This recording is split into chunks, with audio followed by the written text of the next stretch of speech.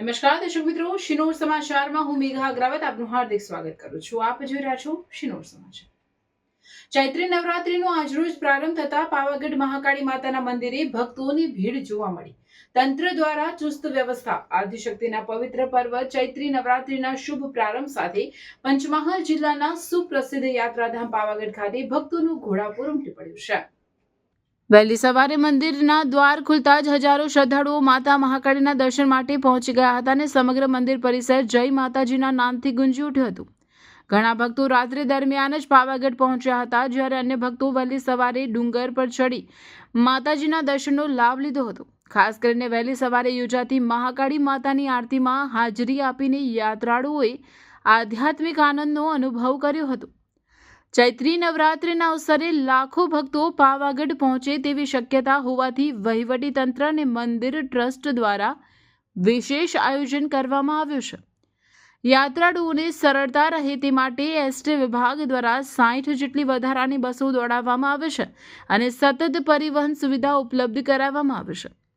ભીડને ધ્યાનમાં રાખીને મંદિર વિસ્તારમાં સુરક્ષા માટે પોલીસનો ચુસ્ત બંદોબસ્ત ગોઠવવામાં આવ્યો છે. લગભગ 700થી વધુ પોલીસ જવાનો તૈનાત કરવામાં આવ્યા છે. તેમજ માછી અને તળેટી વિસ્તારોમાં બેરિકેડિંગ, પાર્કિંગ અને ભીડ નિયંત્રણ માટે વિશેષ વ્યવસ્થા ઊભી કરવામાં આવી છે. આ ઉપરાંત યાત્રાળુઓને કોઈ અગવડ ન પડે તે માટે પ્રસાદ, ભોજન, આરોગ્ય સેવા અને પીવાના પાણી જેવી સુવિધાઓ પણ ઉપલબ્ધ કરાવવામાં આવી છે. મંદિર પરિસર તથા ડુંગર પર સીસીટીવી કેમેરાથી સતત દેખરેખ રાખવામાં આવી રહી છે, જેથી ભક્તોને સુરક્ષિત અને સુખદ દર્શનનો અનુભવ મળી શકે.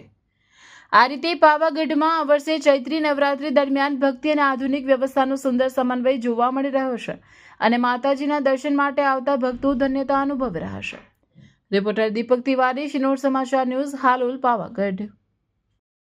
મુખ્ય તહેવાર છે એના, અને ખૂબ જ મોટી સંખ્યામાં મધ્યપ્રદેશથી ગુજરાતના વિવિધ ભાગોમાંથી અહીંયા માણસો આવતા હોય છે. પાવાગઢ ખાતેનો આ બંદોબસ્ત ખૂબ જ મોટો બંદોબસ્ત હોય છે.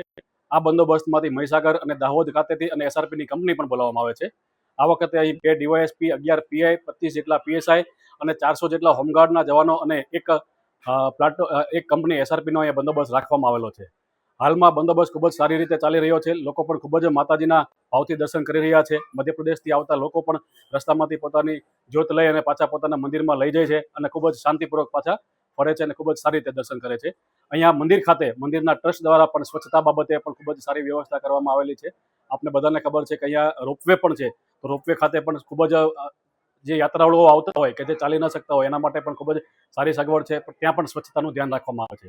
અમે આપના માધ્યમથી અહીં જે નીચેથી આપણે ઉપર આવીએ છીએ ત્યાં સુધી જે સ્ટોલવાળા છે એને અમે એક વિનંતી કરીએ છીએ કે રસ્તામાં પોતે કચરો ન નાખે, પોતાનો કચરો પોતાની પાસે ડોલ રાખે, બાલ્ટી રાખે, કચરાપેટી રાખે અને કચરો ભેગો કરી અને જ્યારે એથી સફાઈ કામદારો જ્યારે નીચે જાય છે ત્યારે એની સાથે કચરો આપી દે અને સ્વચ્છતા જાળવવામાં તંત્રને અને ખૂબ જ મદદ કરે.